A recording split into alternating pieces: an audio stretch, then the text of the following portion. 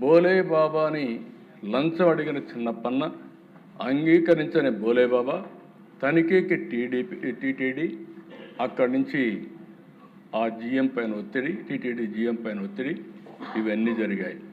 2022 June ఫతేపూర్లోని Bhole Baba plant తనిఖీ చేసిన TTD బోలేబాబాపై అనర్హత వేటు.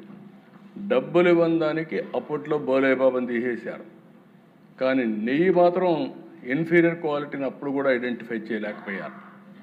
2023 ఏప్రిల్, 2023 అక్టోబర్ వైష్ణవి డైరీని కొనుగోలు టెండర్లో పాల్గొనాలని ఏఆర్ డైరీని సంప్రదించిన బోలేబాబా కేజీకి ₹3 చొప్పున ఇస్తామని ఆఫర్. మళ్ళీ ఇక్కడ కొల్యూషన్. వైష్ణవి డైరీ ఏఆర్ డైరీని ఇచ్చేయడం, వైష్ణవి డైరీని బోలేబాబా ఇచ్చేయడం, ఇవన్నీ కూడా ఎంత కొల్యూషన్ కక్కుర్తుందో మనం అర్థమవుతుంది. అక్టోబర్ 2022 ప్రీమియర్ అగ్రి ఫుడ్స్తో డీల్ కుదుర్చుకున్న చిన్నప్పన్న సిబిఐ సిట్ విచారణలో వెలుగు చూసిన మనీ ట్రయల్.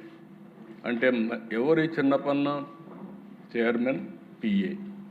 అదే మరిగా దిశ 2022 అక్టోబర్ బ్లాక్ లిస్ట్లో పడడంలో నేరుగా నెయ్యి సరఫరా నిలిపివేసిన బోలేబాబా, వైష్ణవి, మాల్ గంగా లాంటి షెల్ కంపెనీలతో టీడీపీ నెయ్యి సరఫరా.